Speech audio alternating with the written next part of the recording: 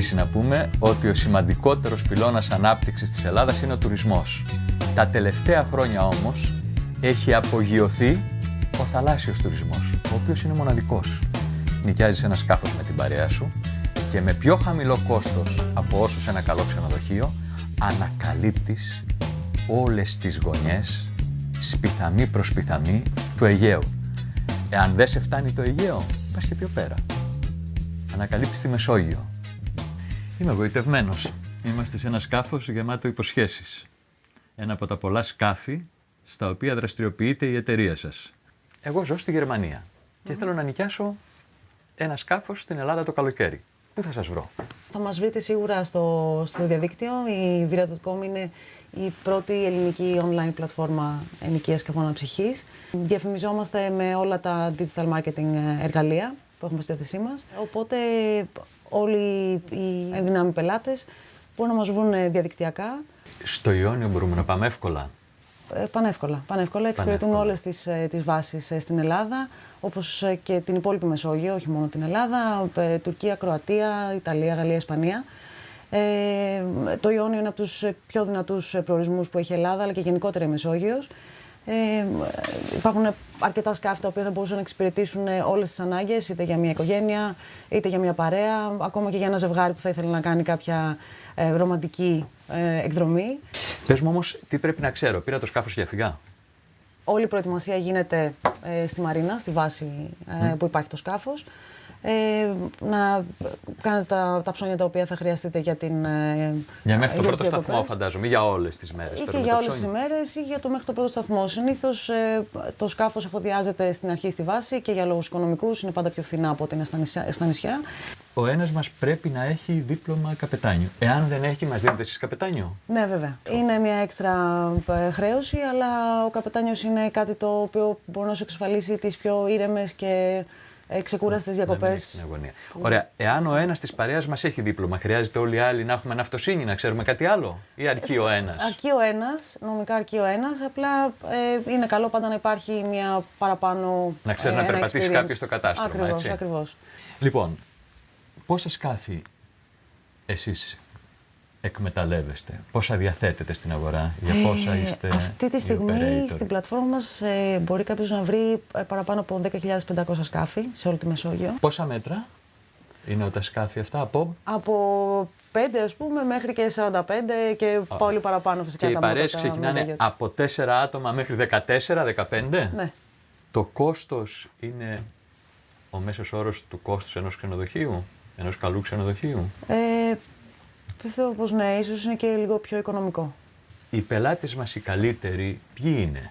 Κέντροευρωπαίοι, Γερμανοί, Άγγλοι, Γάλλοι και Ιταλοί, αρκετά.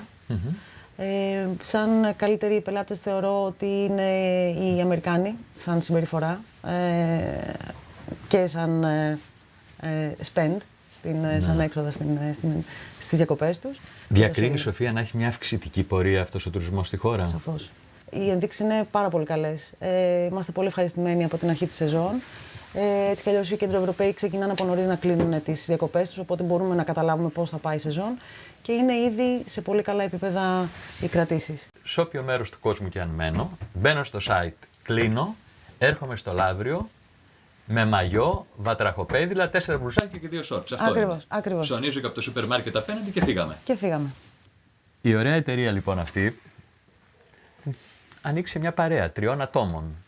Ακριβώς. Και η Χριστίνα είναι η δεύτερη της συντροφιάς μας, η οποία έχει το management, τα οικονομικά και τα διοικητικά. Ωραία. Είστε 3 συνεταίροι, αλλά μαθαίνω ότι σας ανακάλυψαν οι επενδυτές. Η PJ Catalyst, το fund αυτό μας εμπιστεύτηκε και πλέον είναι συνοδοιπόροι μας σε αυτό το ταξίδι. Το προϊόν έχει αύξηση, οι ξένοι βλέπουν ότι είναι μια μορφή τουρισμού που θα πάει καλά και αρχίζουν και βάζουν τα χρήματά τους? Ακριβώς. Και δεν το βλέπουν μόνο οι ξένοι, το βλέπουν και Έλληνες, γιατί αυτό το fund είναι και ελληνικό. Είναι και ελληνικό. Άρα μέσα στα τελευταία 3 χρόνια, μικρά και σταθερά, έχουμε μια αυξητική πορεία. Πολύ σωστά. Νομίζω ότι τα τελευταία χρόνια έχει γίνει ένα μπαμ, αν το πούμε έτσι, και όλα δείχνουν ότι πάνε προς τα πάνω. Πάνε προς τα πάνω. Εφιάλτης το φορολογικό σύστημα, Αυτό ξαναπείτε το. Είναι μεγάλο πρόβλημα. Δεν είναι αντικίνητρο για να κάνει κανείς δουλειές. Είναι, αλλά δεν είναι και λύση να κάθεσαι με σταυρωμένα τα χέρια. Εγώ θα σας πω κάτι άλλο. Η αβεβαιότητα.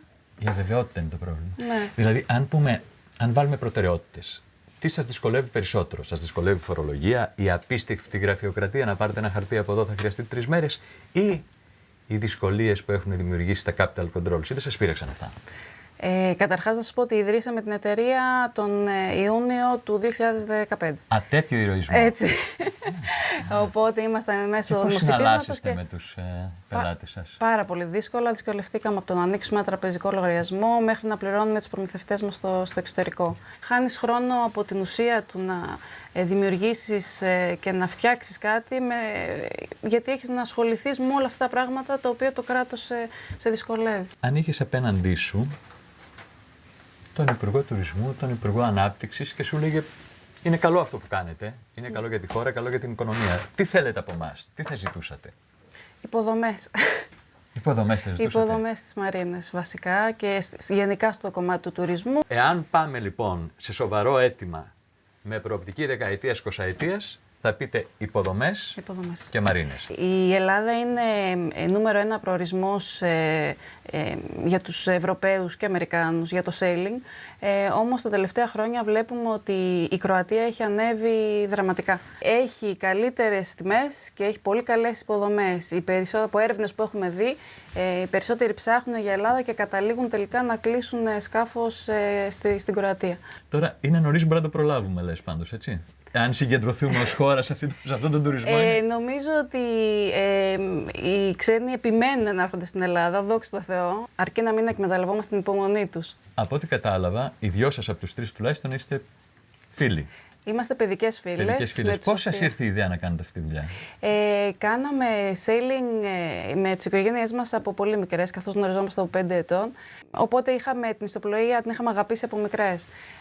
Όταν πριν από μερικά χρόνια, 2-3 χρόνια, θελήσαμε να το ξαναζήσουμε όλο αυτό το πράγμα και δεν υπάρχουν πλέον ιδιόκτητα σκάφη, δεν είχαμε δικά μας, έπρεπε να ψάξουμε να βρούμε να νοικιάσουμε.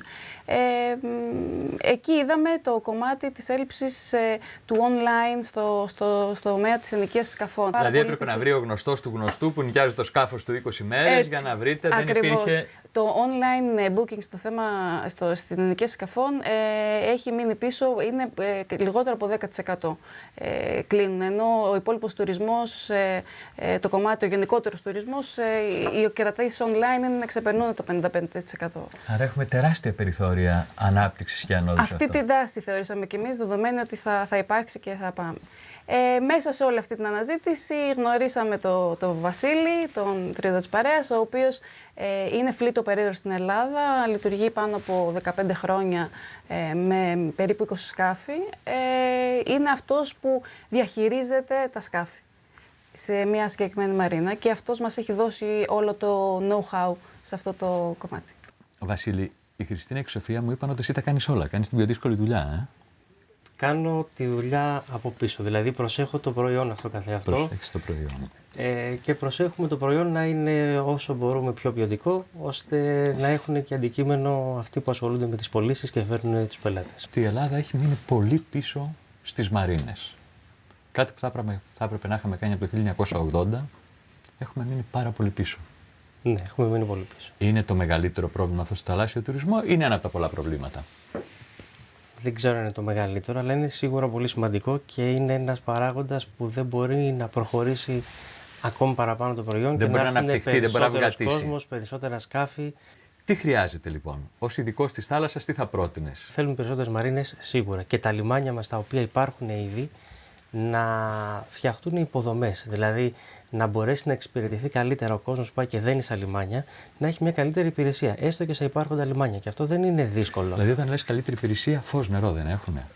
Όχι όλα. Να υπάρχουν ρεμέτζα, να υπάρχει ένα σύστημα κρατήσεων, το οποίο στο εξωτερικό είναι δεδομένο. Εδώ πώς κρατάς, παίρνεις τηλέφωνο και λες Γιώργο, έχεις μια θέση? Υπάρχει ένα δίκαιο σύστημα σε μεγάλο βαθμό. Δηλαδή, όποιος ήρθε πρώτος έδεσε. Αλλά δεν μπορεί να γίνει. Δεν εκμεταλλεύεται καταρχήν με τον καλύτερο τρόπο ο υπάρχον χώρος, δηλαδή πηγαίνουν χαμένες πάρα πολλές θέσεις που θα μπορούσαν να εξυπηρετήσουν περισσότερα σκάφη, να έρθουν και να δέσουν οι τουρίστες και να βγουν στην ταβέρνα, στο σούπερ μάρκετ και να περάσουν και αυτοί καλύτερα και το νησί να βγάλει το χωριό περισσότερα χρήματα. Και θα μπορούσαν με μικρές αλλαγές, δηλαδή με κάποιες πλωτές προβλήτες ή κάποια ρεμέτζα, να αυξηθεί πάρα πολύ η χωρητικότητα. Και αυτό δεν χρειάζεται καν να ξοδευτούν χρήματα. Μπορεί να γίνει με ιδιωτική πρωτοβουλία. Εάν λοιπόν σε ρωτούσε κάποιος, σε καλούσε σε μια επιτροπή ως ειδικό, θα έλεγες επενδύστε στις μαρίνες. Ακόμα πιο εύκολα. Θα έλεγα αφήστε να επενδύσουν στις μαρίνες. Αφήστε ιδιώτες να επενδύσουν στις μαρίνες. Ή επενδύστε αν θέλετε, αλλά εφόσον λέμε ότι. Όχι λέμε, το γεγονός είναι ότι δεν υπάρχουν πολλά χρήματα. Αφήστε ιδιώτες να επενδύσουν στις μαρίνες. Φτιάξτε την νομοθεσία ώστε να είναι πιο ευέλικτη, να γίνουν τα πράγματα λίγο πιο γρήγορα και με λιγότερη γραφειοκρατία και καθυστερήσεις. Και υπάρχει κόσμος ο οποίος θα είναι έτοιμος να επενδύσει γιατί ξέρει ότι τα χρήματά του θα τα πάρει πίσω. Σε κάποιον που θέλει λοιπόν να ασχοληθεί με το θαλάσσιο τουρισμό, τι θα τον συμβουλεύετε τώρα? Αν είναι αποφασισμένος και έχει κάποιο σχέδιο, υπάρχει χώρος για ανάπτυξη σε αυτόν τον τομέα. Οι δυνατότητες είναι πολύ μεγάλες και δεν έχουν εξαντληθεί. Εφόσον κανείς είναι διατεθειμένος να ανταπεξέλθει σε κάποιες παραπάνω δυσκολίες που έχει το δικό μας περιβάλλον, θα τα καταφέρει. Ποιο είναι το business plan για το μέλλον? Στους προορισμούς που προσφέρουμε να γίνουμε από τα πρώτα ονόματα που έρχονται στο μυαλό όταν κάποιος θέλει να κρατήσει σκάφος. Και το δεύτερο είναι να προσθέσουμε και άλλους προορισμούς πέρα από τη Μεσόγειο. Τώρα έχουμε Μεσόγειο. Τι άλλο? Μεσόγειο. Τώρα φτάνουμε μέχρι Κροατία, φτάνουμε. Και Ισπανία, Ιταλία, Γαλλία, Τουρκία. Υπάρχουν και άλλοι προορισμοί όμως που Πού θα μας πάτε? Μπορεί να πάει κανείς. Ένας πολύ κοινός προορισμός είναι η Καραϊβική.